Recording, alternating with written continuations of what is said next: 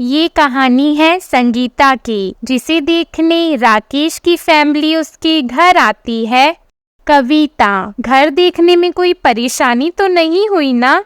सुचित्रा, हाँ थोड़ा बहुत। वो किसी को आप लोगों के बारे में पता ही नहीं है। आस पड़ोस में भी पूछा।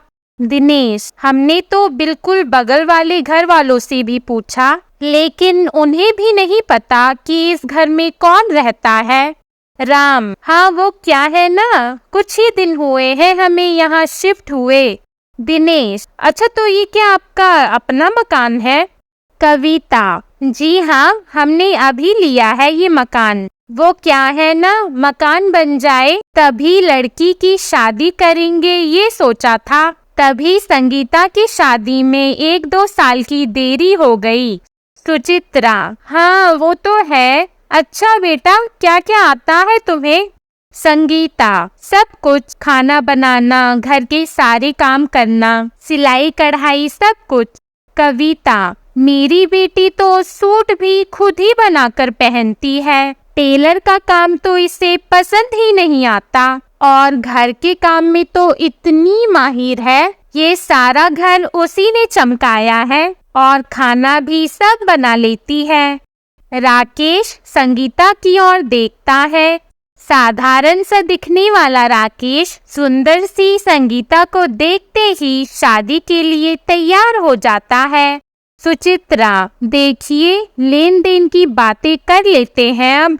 राम, हाँ हाँ क्यों नहीं, हम तो पूरे 10 तोला सोना और अच्छा खासा कैश भी देंगे। वो क्या है ना, सामान तो आजकल सबके घर में होता है, तो शादी के बाद बच्चे अपने पसंद से सामान ले लेंगे। लड़के वालों को ये बात चुभ जाती है। कविता, देखिए बुरा मत मानिए, लेकिन क्या है ना, माँ हूँ बेटी की तो चिंता हो जाती है आप लोगों की ओर से बेटी को कुछ तो। सुचित्रा, अरे उसकी चिंता मत करिए, हम तो लाद देंगे आपकी बेटी को सोने से, और मेरा एक ही तो लड़का है, हमारे बाद सब कुछ इसी का तो है। दिनेश, तो ठीक है, हम लोगों को ये रिश्ता पसंद आया, बाकी लड़का लड़की आपस में बात कर लें। संगीता और राकेश को अकेले में बात करने के लिए छोड़ दिया जाता है। राकेश, क्या बात है, मैंने तो सोचा भी नहीं था कि मुझे इतनी सुंदर लड़की मिल जाएगी। सच्ची क्या कहने, आप घर के काम भी इतने अच्छे से जानती हैं, और साथ में सुंदर और सुशील भी है। संगीता मुस्कुराते हुए कहती है, हाँ ये तो है, लेकिन आप भी कम नहीं है। दोनों शादी के लिए हाँ कर देते हैं, और फिर शादी के दिन। कविता, अरे बहन जी, आपने तो कहा था लड़की को सोने से लाद देंगी, कहाँ है सोना? सुचित्रा, अरे कैसी बात कर रही हैं? वो तो बैंक में है, अभी 1 सेट दे रही हूँ, बाकी धीरे धीरे दे दूंगी। अब लड़की की माँ अड़ जाती है। कविता, नहीं नहीं बहन जी, मेरी बेटी ऐसे नहीं जाएगी। अरे कोई तो सुरक्षा चाहिए उसे। हमने 10 तोले सोना दिया है, तो बदले में आप लोग तो लड़के वाले हैं, कम से कम 25 तोले सोना मेरी बेटी को चढ़ेगा, तभी मैं शादी के लिए हाँ करूंगी। लड़की की माँ की बात सुनकर तो सब हैरान हो जाते हैं कि लड़की की माँ कैसे दहेज की मांग कर रही है।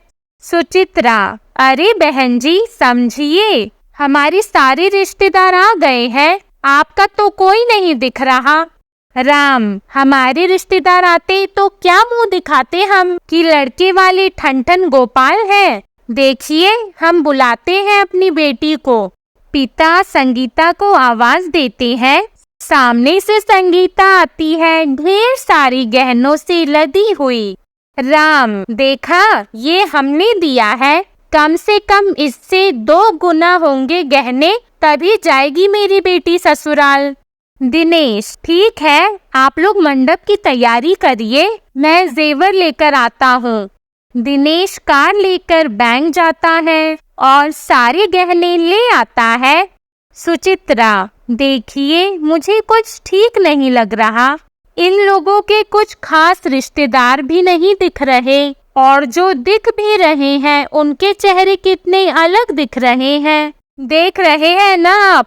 दिनेश, ये कैसी बात कर रही हो? तुम्हें तो हमेशा शक ही होता है। अच्छी फैमिली तो है, देखो। सभी लड़की वाले सज धज कर खड़े थे। गहनों का डब्बा देखकर वो लोग पागल हो जाते हैं। कविता हंसते हुए कहती है, अरे ये हुई ना बात। देखिए देखिए, बुरा मत मानिए। आजकल के जमाने में लड़कियों की हालत देख रही है ना आप, और लड़की की माँ होना किसी अपराध से कम नहीं। सुचित्रा जी, आप खामखा परेशान हो रही हैं। हम बहू नहीं, बेटी बनाकर ले जा रहे हैं आपकी संगीता को। राम, देखिए, फिर भी डर तो लगता है ना। कल की ही बात है, पड़ोसी ने बहू को घर से निकाल दिया। अब बेचारी दर दर की ठोकरें खा रही है। आप मकान तो मेरी बेटी के नाम कर देंगे ना? अब लड़के के पिता को ये सुनकर गुस्सा आ जाता है। दिनेश, और कल को आपकी बेटी ने हमें घर से निकाल दिया तो हम क्या करेंगे? कविता, ऐसे संस्कार नहीं दिए हैं हमने अपनी बेटी को। बस बेटी की सिक्योरिटी चाह रहे हैं हम भाई साहब। अरे, बेटी के माँ बाप होने का दर्द आप क्या समझेंगे? ए जी, रोक दीजिए शादी, हमें नहीं करनी शादी। सुचित्रा, अरे ये क्या बात बात पर आप शादी रोकने की बात कर रही हैं? क्यों? देखिए, हमारी बेइज्जती हो जाएगी। आप शादी करवाइए, हम कर देंगे लड़की के नाम मकान। लड़की के माँ बाप ये सुनकर बहुत खुश हो जाते हैं और चले जाते हैं। उनके जाने के बाद, दिनेश, कैसे कह दिया तुमने कि मकान उसके नाम कर देंगे? सोचा भी है आगे क्या क्या हो सकता है? ना जाने कौन लोग हैं। मुझे तो ये लोग बहुत तेज लग रहे हैं। राकेश की माँ, मैं तो कह रहा हूँ छोड़ दो। कह देंगे लोगों को कि मनमुटाव हो गया, और हम तो लड़के वाले हैं। तभी लड़की की माँ कविता उनकी बातें सुन लेती है और कहती है, हाँ हाँ, हम लोग भी लड़की वाले हैं। बोल देंगे कि पैसों की डिमांड कर रहे थे, और पुलिस जब डंडे बजाएगी तो पता है ना। अरे, दहेज में तो कानून भी ऐसा है कि लड़के वालों की सुनता ही नहीं। यह कहकर कविता जोर जोर से हंसने लगी। तभी वहाँ राकेश आ जाता है। अपने माता पिता को परेशान देखकर कहता है, क्या हो गया पापा मम्मी, क्यों परेशान है? तभी उसकी होने वाली सास यानी संगीता की माँ देख लेती है, तो वो दामाद को फुसलाने के लिए झूठ बोलती है। अरे कुछ नहीं दामाद जी, गलती तो हम लोगों की है। अरे नहीं चाहिए हम लोगों को कुछ भी। लड़की के लिए जेवर भी नहीं, घर भी नहीं, बस जितना है उसी में शादी कर लीजिए, और हम लोग और पैसों का इंतजाम भी कर देंगे। राकेश, अरे नहीं नहीं आंटी जी, हम लोगों को कुछ नहीं चाहिए। आप सही कह रही हैं। हर माँ बाप को चिंता होती है बेटी के भविष्य की, लेकिन हम लोग संपन्न हैं। मैं एक लौता बेटा हूँ माँ बाप का। दिनेश, बेटा, हमें नहीं करनी इन लोगों के घर शादी। चलो तुम यहाँ से, पुलिस बुलाने की धमकी दे रहे हैं। मैं देख लूँगा सब। न जाने कैसे लालची लोग हैं। बेटी दे रहे हैं कि ना जाने हमारी सारी संपत्ति अपने नाम पर कराने पर तुले हैं। राम, कैसी बात कर रहे हैं समधी जी? हम तो बस ये जानना चाह रहे थे कि हमारी बेटी खुश तो रहेगी ना। लेकिन इन दोनों ने तो पैसों की डिमांड शुरू कर दी। अरे बेटा, जो है बस इतना ही है। हमारी इज्जत अब तुम्हारे हाथ में है। सुचित्रा, कैसी बात कर रहे हैं आप? क्या बोले जा रहे हैं? अरे हम लोग तो ये कह रहे थे कि राम अपनी माँ की बात काट कर कहता है, क्या है माँ, नहीं चाहिए हम लोगों को इन लोगों से पैसा। मुझे अब किसी भी हालत में संगीता चाहिए। आप लोग शादी की तैयारी करें। दिनेश, अरे बेटा तुम बहुत बड़ी गलती कर रहे हो, ये लोग अच्छे नहीं हैं। लेकिन राकेश अपनी माँ बाप की बात नहीं मानता और संगीता से शादी कर लेता है। शादी के अगले दिन संगीता, देखिए मेरे सारे गहने मैंने माँ जी को खुद ही दे दिए हैं। बस अब मेरे जो गहने आप लोगों की ओर से चढ़े थे वो मुझे चाहिए। किसी भी हाल में आप अपनी माँ से बात कर लीजिए। और हाँ, ये है प्रॉपर्टी के कागज मैंने बनवाए हैं, इस पे साइन करवा लीजिए सभी के।